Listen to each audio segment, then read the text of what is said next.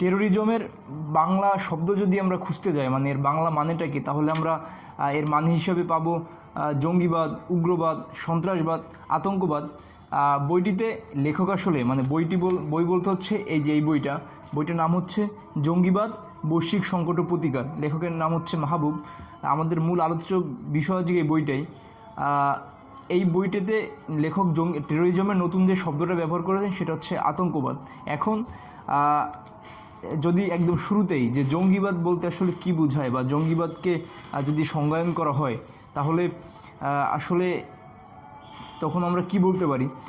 এইটার একটা কনফ্লিক্টের জায়গা হচ্ছে যে এখন পর্যন্ত জঙ্গিবাদ কাকে বলে বা কাদেরকে জঙ্গি বলবো বা বলা যায়, এর সুনির্দিষ্ট কোনো ফ্রেমওয়ার্ক জাতিসংঘ বলেন বা একাডেমিশিয়ান যারা রয়েছেন এরা আসলে ঠিক করতে পারেন নাই।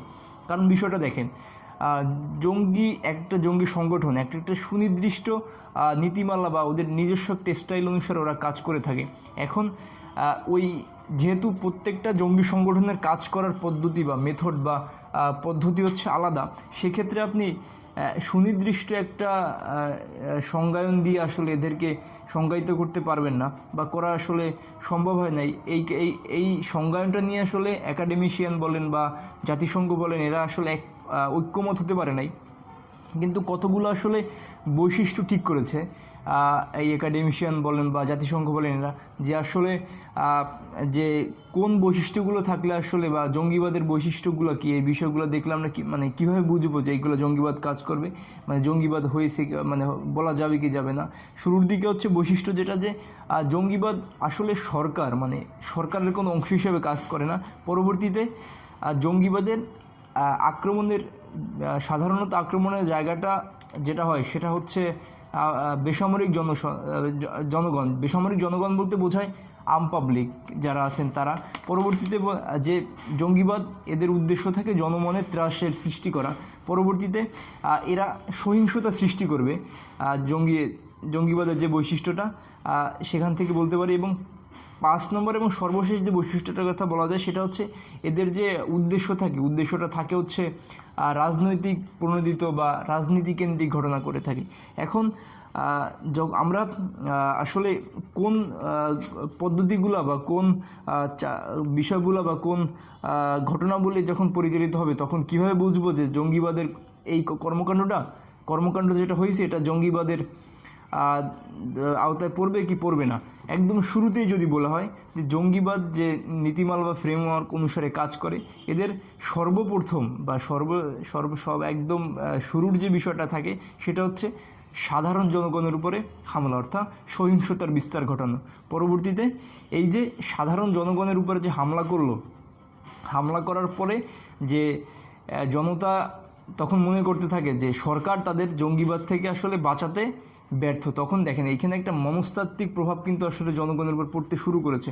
পরবর্তীতে এই যে জনগণ মনে করতে শুরু করলো যে সরকার তাদের নিরাপত্তা প্রদানে ব্যর্থ, তখন স্বাভাবিকভাবেই যেটা হয় যে সরকারের উপরে জনগণ ক্ষুব্ধ হতে থাকে। তখন কি হয় যে সরকারের উপরে জনগণের যে আস্থার যে জায়গাটা, সে আস্থার জায়গাটা আসলে কমে যায়। দেখেন রাজনৈতিক একটা অস্থিতিশীলতা কিন্তু আস্তে আস্তে ঢুকতেছে। জঙ্গিবাদ কিন্তু আসলে এইভাবেই কাজ করে, যেটা আসলে দীর্ঘমেয়াদী হলেও কিন্তু আসলে এর ফলটা কিন্তু খুব মারাত্মকভাবে জনসাধারণের উপরে প্রভাব ফেলে। পরবর্তীতে যেহেতু সরকারের উপরে জনগণের আস্থার জায়গাটা আস্তে আস্তে দুর্বল হয়ে যাচ্ছে, সেক্ষেত্রে রাষ্ট্র পরিচালনার যে কাঠামো বা সরকার এইটা আসলে দুর্বল হয়ে ওঠে। তখন যে দেশের যখন সামগ্রিক একটা অস্থিতিশীল পরিস্থিতি তৈরি হয়, তখনই ওই জঙ্গি গোষ্ঠী বা জঙ্গিরা কি করে, তাদের যে উদ্দেশ্য বা ওই যে অপরাধ কর্মকাণ্ড তারা ঘটাইছে জনগণের উপরে বা ঘটাবে, তার আসলে উদ্দেশ্যটা সরকারের কাছে বা জনসম্মুখে প্রকাশ করে। পরবর্তীতে তখন জনগণ সাধারণভাবে ক্ষিপ্ত হয়ে ওঠে। দেখেন মনস্তাত্ত্বিক প্রভাবটা আসলে কোথায় আসলে চলে আসতেছে আস্তে আস্তে। পরবর্তীতে জনতা মানে স্বাভাবিক জনগণের চিন্তাভাবনা যেটা থাকে, যে এরা বলতে থাকে যেহেতু ওরা এই বিষয়টা দাবি করতেছে, তাহলে তো দাবি করলেই আসলে সমস্যাটার সমাধান মিটে যায়। জনগণ আসলে এইভাবে চিন্তাভাবনা করে। সেক্ষেত্রে অনেক সময় দেখা যায় যে সরকারও আসলে এই বিষয়টার উপরে একটা কনসার্ন দেয়, সরকারও নমনীয় হয় এবং সেক্ষেত্রে জঙ্গিদের দাবিটা আসলে মেনে নেয়।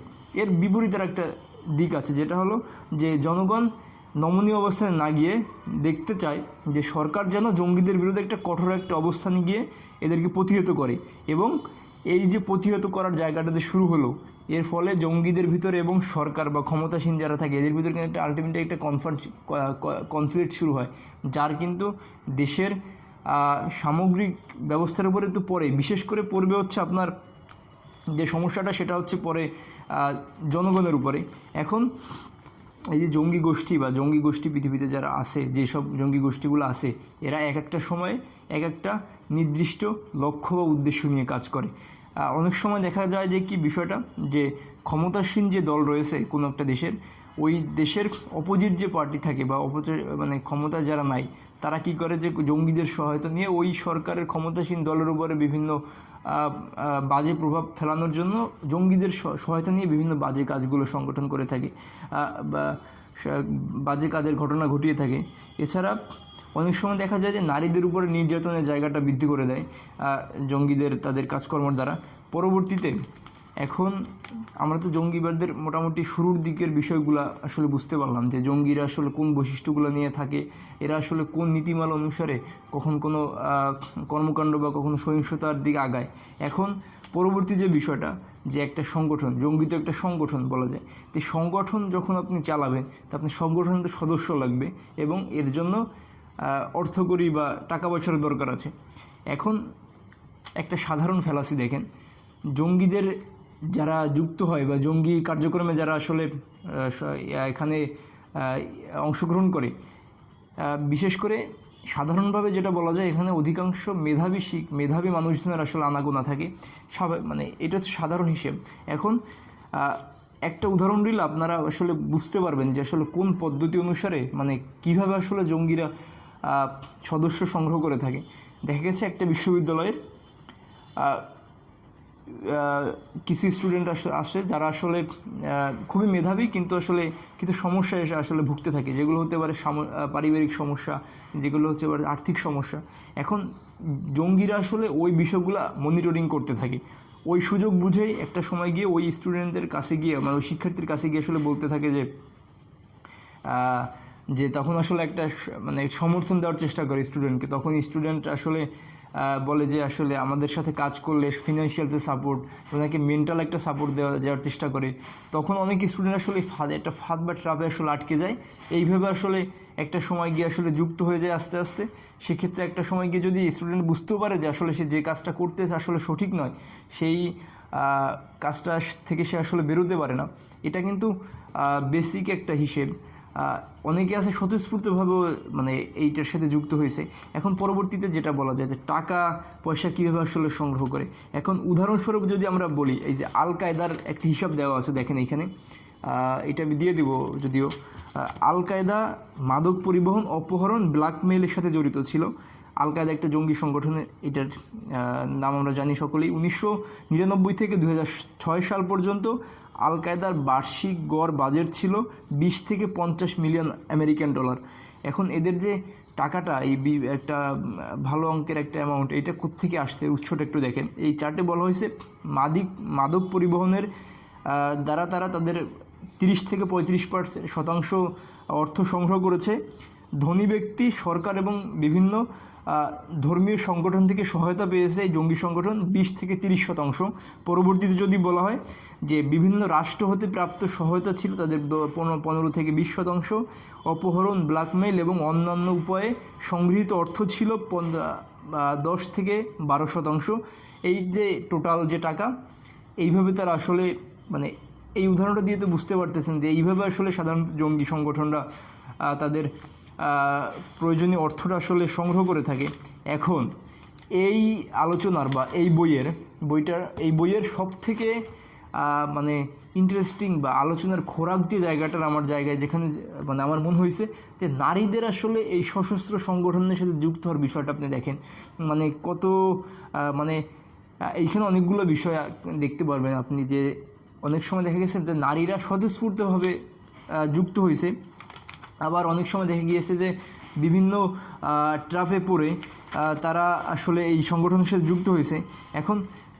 এখন যে নারীরা যদি এখন নারীদের এই অপরাধী সংগঠনের সাথে ওদের যুক্ত করার আসলে ফায়দাটা কি? দেখেন, নারীদের উপরে সাধারণত মানুষের মানে যে অপরাধের প্রবণতার দৃষ্টিতে যে স্বাভাবিকভাবে চিন্তাভাবনা করে থাকে যে নারীরা আসলে অপরাধ করতে পারে না বা তাদের একটি সফট কর্নার হিসেবে দেখে।